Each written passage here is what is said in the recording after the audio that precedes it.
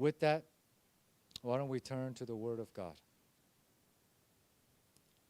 Psalm chapter 139 is the passage for this afternoon.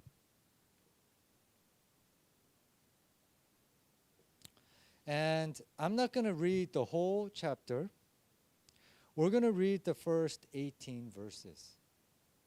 And I'm going to read the first 18 verses not because of time, but because when you read it, you will see that there is a change in tone in this chapter. And the tone changes after chapter 18. So verses 1 through 18 has its like own sub-theme. And then when you read 19 and on, it changes drastically to where a lot of scholars believe maybe it could have been two different psalms woven together. And they do intersect in certain areas, but I thought it would be great for us to just tackle one idea, one clear idea today, and just we'll go through the first 18 verses, and then we will tackle the remaining verses the following week. Can I read for us the first 18 verses of chapter 139? The word of the Lord reads this: Lord, you have searched me and have known me. You know when I sit down and when I stand up. You understand my thoughts from far away. You observe my travels and my rest. You are aware of all my ways. Before a word is on my tongue, you know all about it, Lord. You have encircled me. You have placed your hand on me. This extraordinary knowledge is beyond me. It is lofty. I am unable to reach it. Where can I go to escape your spirit? Where can I flee from your presence? If I go to heaven, you are there. If I make my bed in Sheol, you are there. If I live in the eastern horizon or settle at the western limits, even there your hand will lead me. Your right hand will hold on to me. If I say, surely the darkness will hide me, and the light around me will be night, even the darkness is not dark to you. The night shines like the day. Darkness and light are alike to you. For it is you who created my inward parts. You knit me together in my mother's womb. I will praise you because I have been remarkably and wonderfully made. Your works are wonderful. And I know this very well. My bones are not hidden from you when I was made in secret, when I was formed in the depths of the earth. Yet my eyes saw when I was formless, all my days were written in your book and planned before a single one of them began. God, how difficult your thoughts are for me to comprehend, how vast their sum is. If I counted them, they would outnumber the grains of sand. When I wake up, I am still with you. Amen. What a wonderful, wonderful psalm. A psalm that centers around God's omniscience and God's omnipotence. God who is an all-knowing God and a God who is everywhere at all times. And this is the God that we worship. And it says in the introduction that this is a Davidic psalm, a song written by David. And this is a powerful psalm that looks into a heart of someone who is baffled by how great God is.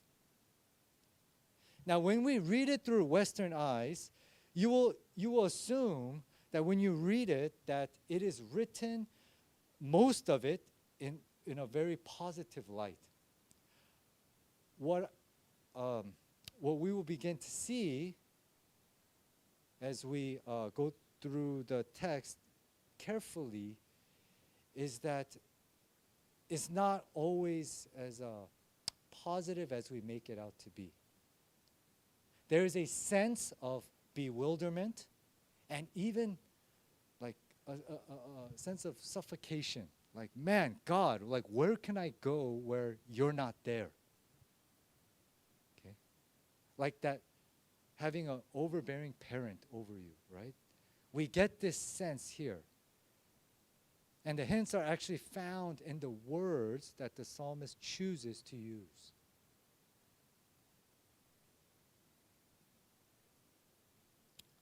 One thing we know for sure is this.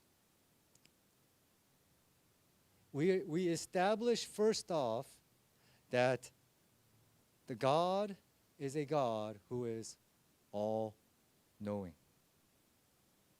You have searched me and have known me. You know everything about me. Now that word searched is the same word that is used when the spies and Joshua were scoping out the land of Canaan.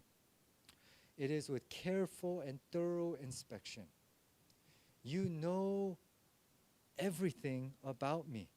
So he says, you know when I sit down and when I stand up. You know my thoughts from far away. You know my thoughts. You know, people can be fooled easily.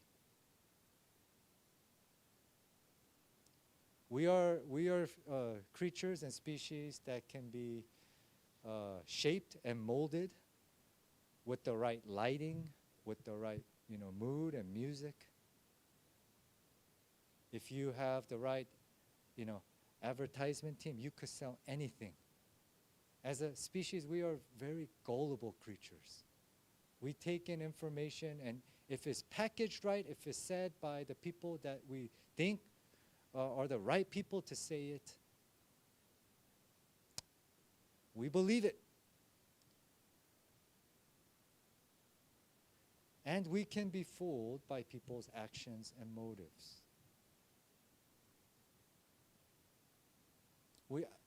Not a lot of us are good at gauging at what is really inside a person's heart. Like, why are you doing the good that you are doing?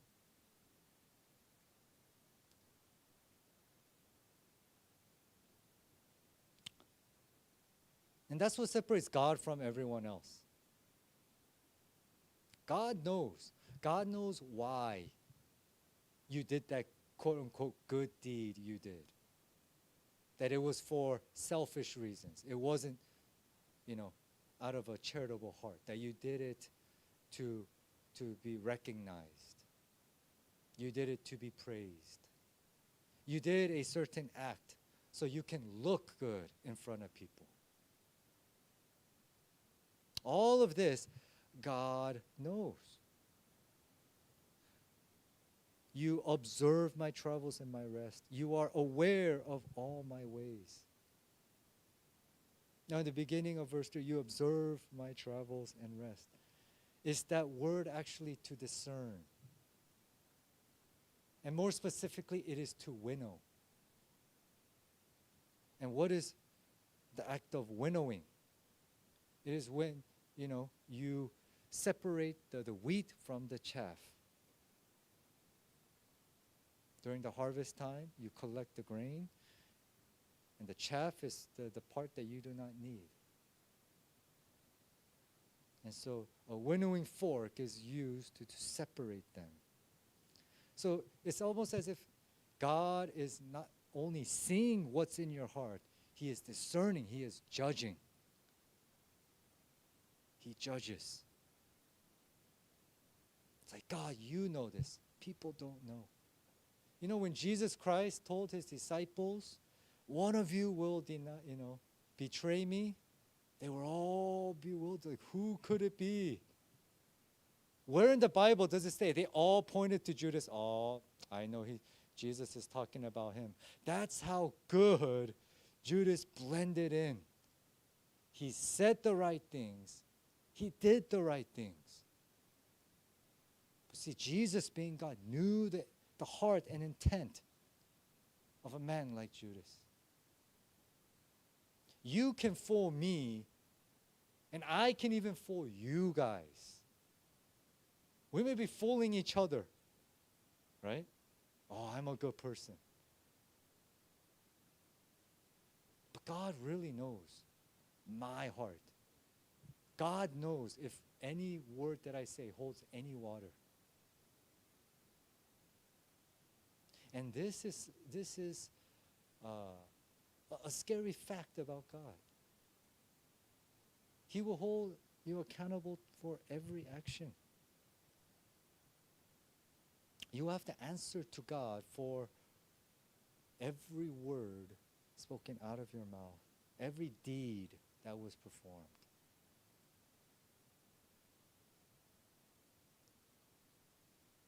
This is what makes God God. So before a word is on my tongue, you know all about it. He is an omniscient God. He knows everything perfectly. We only know with the evidence and information given to us. And the information given to us changes or it grows through time.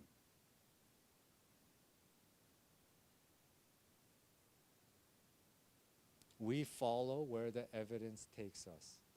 And sometimes it may take us from point A to point B. It may take us from the left side to the right side, from the right to the left. We change. And we change according to where the evidence leads us. And we do this because we are constantly growing in knowledge. We are constantly learning. You know, I got introduced to the ChatGPT AI, scary thing, right? And you guys know more about it than I do. But the supercomputer, having a brain of its own, literally. Thinking on the spot, like in a matter of milliseconds.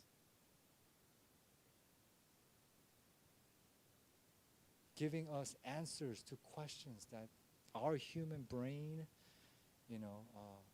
can be confounded by. And what would take hours for us to do, AI can do in a matter of seconds. And the scary thing about it is that it's constantly growing and progressing, and AI just gets better and better. To where, remember Elon Musk's recent interview with Tucker Carlson? He said, we got to put a stop to this. We have to be careful. But he's been saying this for some time. Like, we have to stop what we're doing. At least 6 months break from,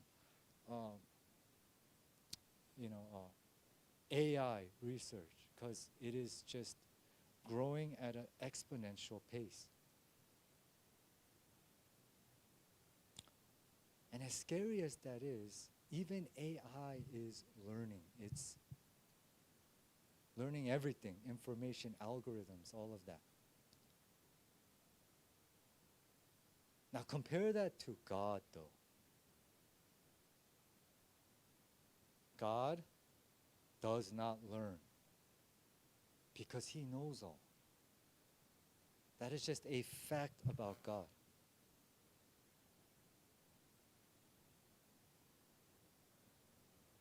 He is someone who knows the future perfectly, as clearly as we know the past. And can I tell you guys that our past, our knowledge of the past isn't as clear as we think it is. Right?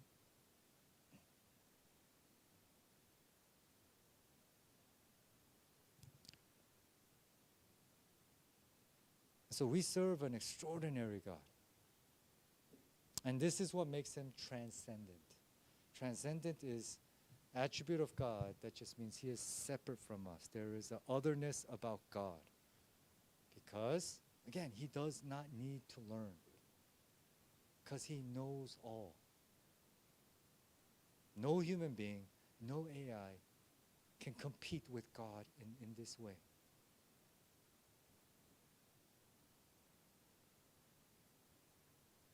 It says, you know all about it, Lord. You have encircled me. You have placed your hand on me. This is where we get the hint that maybe David, when he's writing this, is feeling the walls kind of coming in on him. And noticing that God being this powerful has its cost. Because it's like, man, I can't deceive him. I can't outwit God. Everything I say, like, he knows what comes out of my mouth. Do you know how frustrating that is? You know, I get frustrated when when I do something quote unquote wrong at the house, and my wife tells me, but then she says, like, I knew you were going to do that, right? She sees some, like, you know, the toilet seat up. So, yeah. She already knows, you know, it's me. Like, she doesn't have to be like, was it used? Like, just put it down next time. Like, she knows the words I'm going to say. She even knows sometimes what I think. There are instances where we actually say the same things at the same time. It's pretty crazy. We're almost becoming that one person. But she doesn't know everything.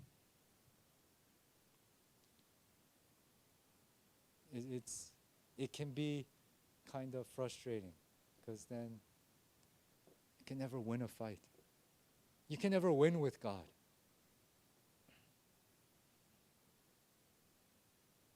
In verse 5, you place your hand on me. Was the word place in the Greek is you hem me in. And that verb hem is not a positive verb. It is a verb to confine. It isn't like to protect, it is like to encage. Like putting someone in a cage. Like you are putting me behind bars, and I'm just feeling so suffocated, Lord. And then you have placed the translation I read to you is your hand is on me, but actually the literal translation in the Hebrew is your palm is on me, not your hand. And that's deliberate. Because when you use the palm, you have a picture of someone who is cupping something, like an insect. So when you cup a bug to trap it, you use your palm. It's like, God, you are all over me. I need my space.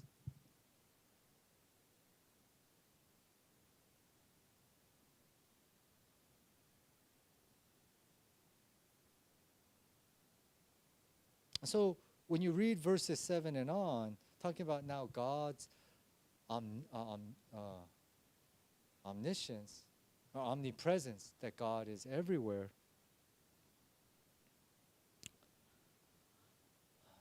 You begin to see just the tone in which he is writing this now. Like, where can I go to escape your spirit? Like, where can I go to just have space to my own, time to my own, where I'm not being looked at 24/7? Imagine having cameras on you 24/7 a day, even when you're sleeping. It's like that movie, right? The Truman Show starring Jim Carrey. Cameras, hidden cameras all around, looking at his life. And his life is the reality show that people are watching. And he has no idea that he is the star of his own reality show. So his wife is an actor. All his friends are actors.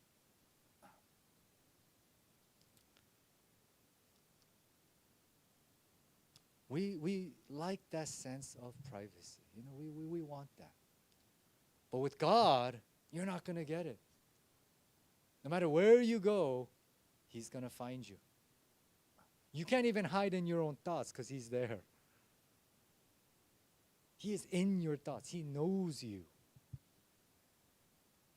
There's nowhere you can flee from him.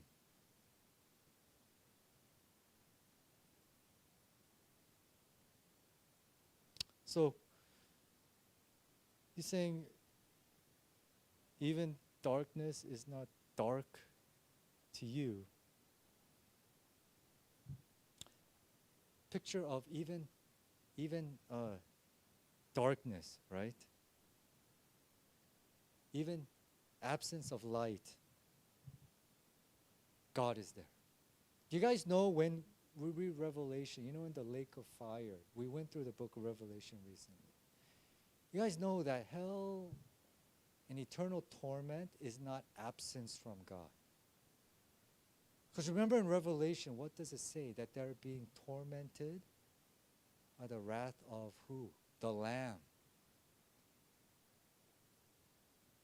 So even there, God is there in there. So, technically, yeah, absent from the presence of God, because we're not with God in the way we desire to be. But even there, they're experiencing the wrath of Jesus Christ. There's nowhere you can flee to, not 1 inch of this universe, where God is not there.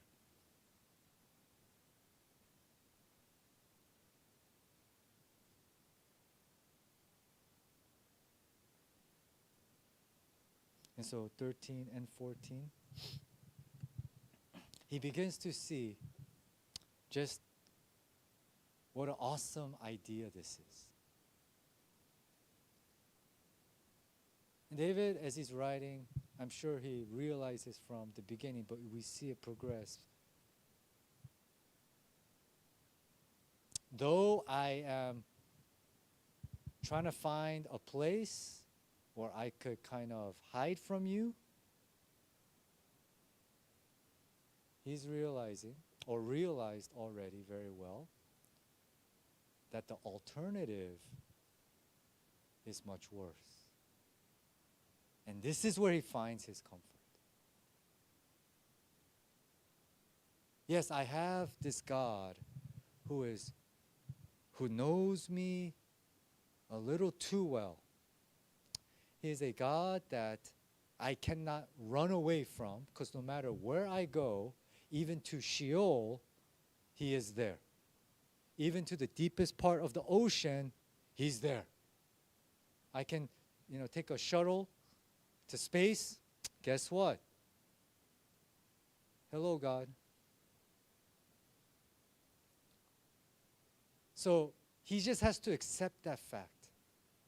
But then he ponders, but what's the alternative? The alternative is much, much worse. And that makes this God such a blessing. What about a God that does not watch over you and does not care for you? Because that's the difference here. The manner in which God knows you, and the manner in which God is going to be watching over you, and the manner in which God searches you, your heart and your motives. It is out of love. This is why you have created me in you have created my inner parts.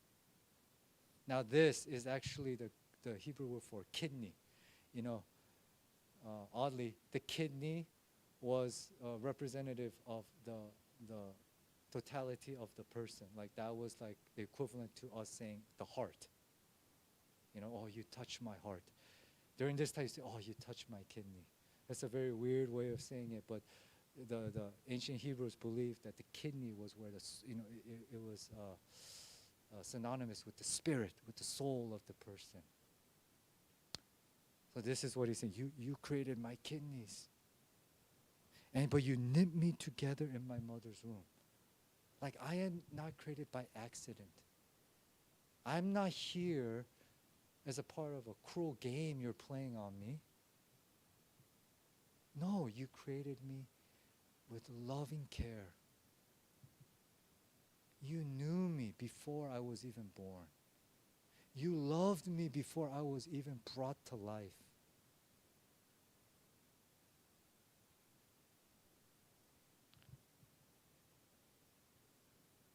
It says, I will praise you because I have been remarkably and wonderfully made.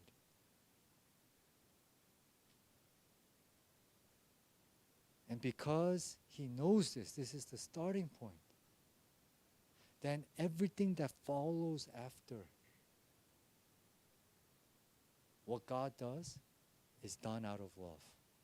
Now, the picture of an all-knowing, all-seeing God who is everywhere, that type of higher power doesn't seem so overwhelming. It's like, wow, I like that. I want to be where I am always watched over and protected by my loving God. There's no place I'd rather be than in the arms of my Father. I want him to know me inside and out. After all, he created me. My parents didn't wove me together. It was God himself.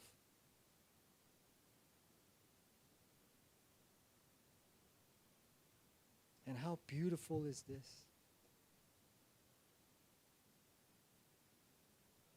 If it were not for the love of God, all of God's attributes would be quite scary.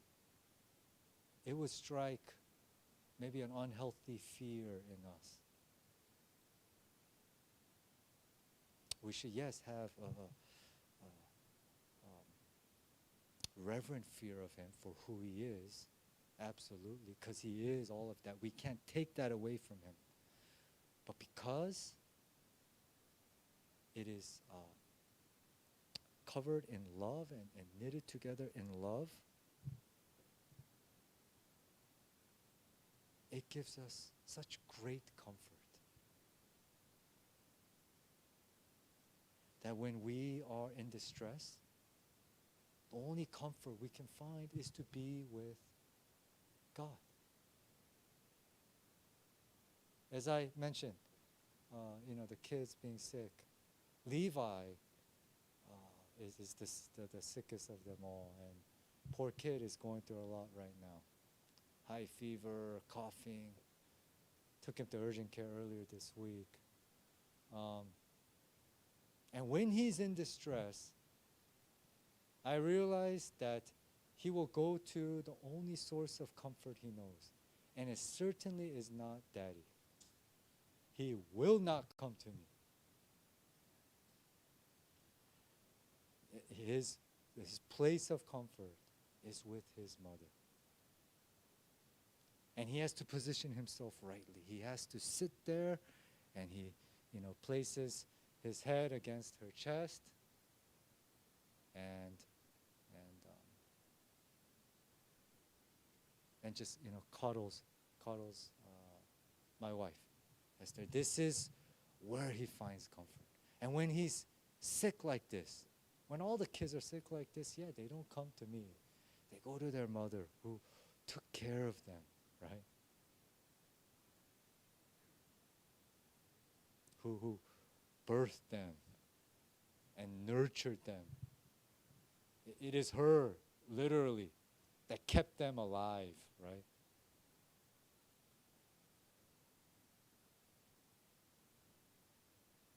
What a beautiful picture of us, our relationship with God in our distress.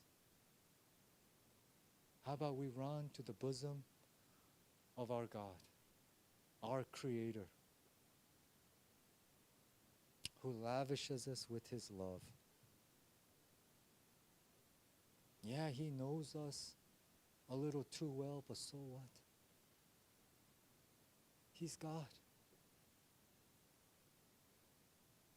And he has only wonderful intentions for his children.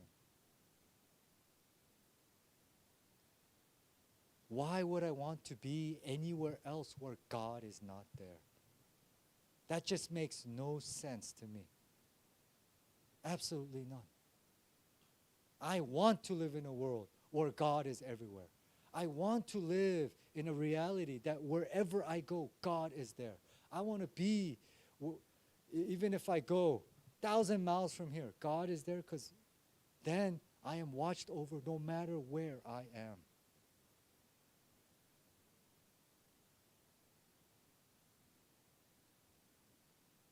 And I love verse 16 through 18, just the sovereignty of God. My days were written in your book and planned before a single one of them began.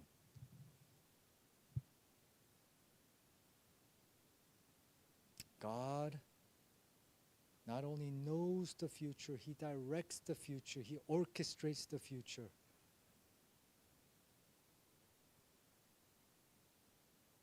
And I am okay with that.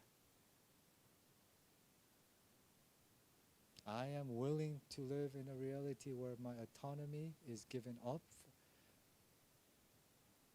for the sake of giving glory to my God. This is just how mighty He is.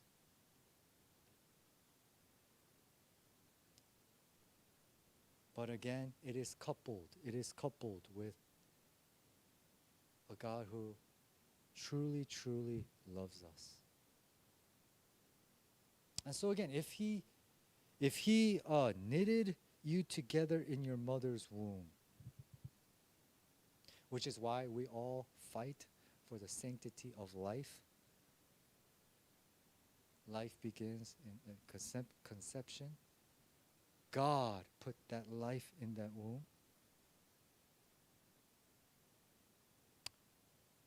Why will He not continue to watch you and care for you as He did from the beginning?